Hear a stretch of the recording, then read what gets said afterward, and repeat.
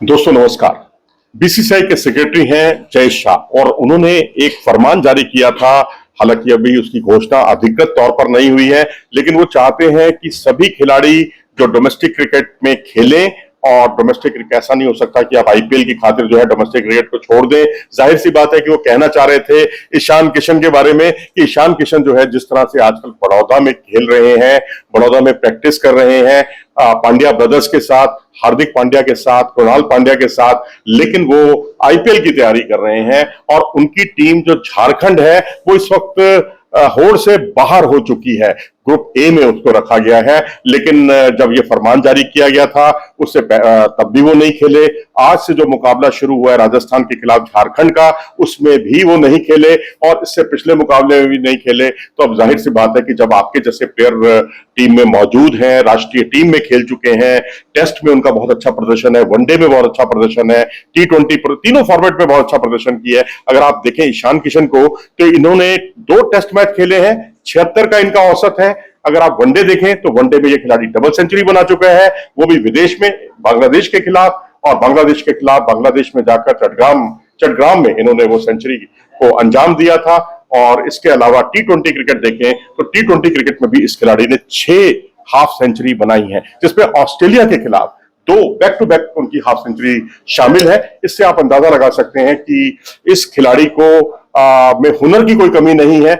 24 साल का एक लड़का है और मैं समझता हूं कि एक कम्युनिकेशन गैप बोर्ड के साथ उनका साफ तौर पर दिख रहा है, लेकिन नियम सबके लिए एक जैसे होने चाहिए। क्या ये नहीं कि जो बड़ा स्टार प्लेयर है उसको आप उसकी पूरी छूट दे दें, क्योंकि जो कॉन्ट्रैक्ट के जितने भी खिलाड़ी हैं उन पर ये नियम जो है उनके लिए बनाया गया है कि बीसीसीआई की, हालांकि कोई बुरा नहीं है, क्योंकि अगर जो कॉन्ट्रैक्ट में खेल रहे हैं जो खिलाड़ी, उनको डोमेस्टिक क्रिकेट में खेलना होगा।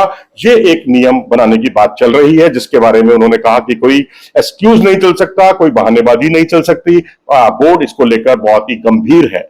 तो अब उनका आज एक बार फिर से ना उतरना, हमें आप बताइएगा अपने कमेंट सेक्शन में कि ऐसा जो है ईशान किशन की ये मनमर्जी है या बीसीसीआई कुछ ज्यादा ही कड़ाई से उनके सामने पेश आ रहा है, क्योंकि ये नियम तो सबके साथ लागू होना चाहिए।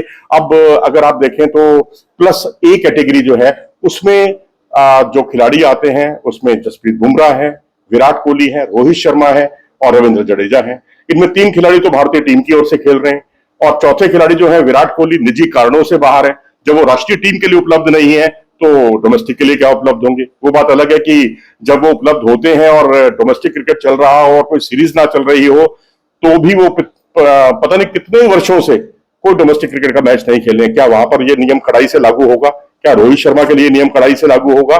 मुझे तो इस पर पूरी तरह से संदेह है।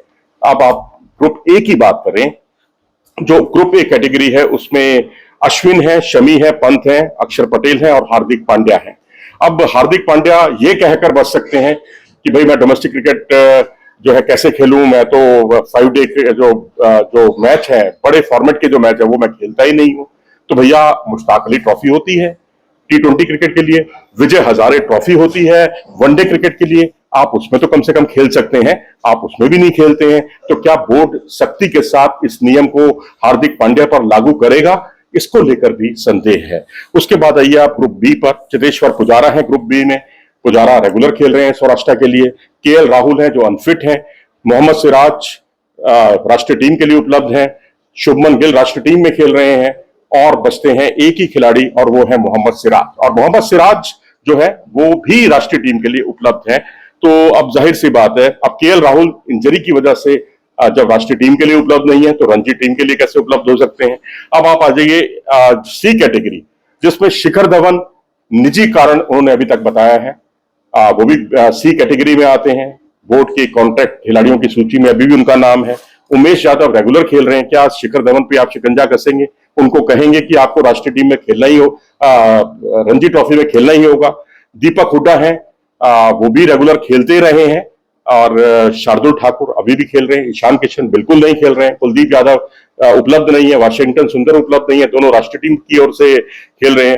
अर्शदीप जो है वो खेलते रहे हैं, लेकिन बीच में वो इंडिया ए की टीम में चले गए थे, इस वजह से वो जो है इंग्लैंड लॉयंस के खिलाफ वो मैच खेल रहे थे, इसलिए वो सभी मैच नहीं खेल पाए, लेकिन बीच बीच में वो उतरते रहे हैं जब भी वो उपलब्ध होते हैं।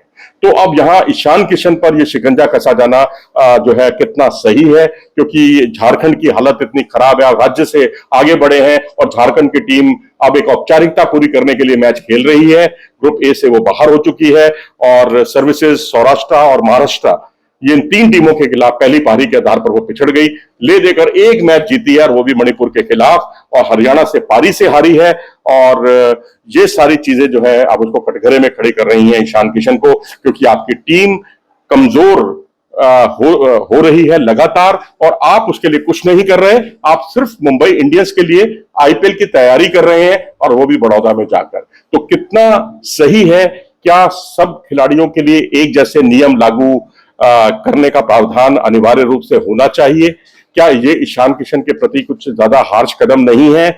या आपको लगता है कि ईशान किशन जैसा टैलेंटेड खिलाड़ी को हमें हाथ से धोना पड़ेगा, क्योंकि वो खिलाड़ी जो है अब भारतीय टीम के लिए उपलब्ध नहीं हो पाएगा अगर बीसीसीआई ने कड़ाई से इस नियम का पालन किया? तो अगर वो कड़ाई से पालन करते हैं तो जाहिर सी बात है कि ईशान किशन की टीम में आगे जगह नहीं बनेगी, क्योंकि यही फरमान सुनाया गया अभी तक बीसीसीआई की तरफ से कि जो खिलाड़ी इस तरह से अपनी मनमर्जी करेगा, अपने रणजी ट्रॉफी के लिए, अपने राज्य की टीम के लिए उपलब्ध नहीं होगा, उस खिलाड़ी को हम राष्ट्रीय टीम में विचार नहीं करेंगे। तो एक प्रतिभाशाली खिलाड़ी बाहर हो सकता है, अनुशासन भाई सबसे आगे है, लेकिन मेरी एक गुजारिश बोर्ड से जरूर है कि अगर आपको इन सब बातों को लागू करना है तो ये सबके साथ होनी चाहिए, कि केवल एक खिलाड़ी को बलि का बकरा नहीं बनाना चाहिए।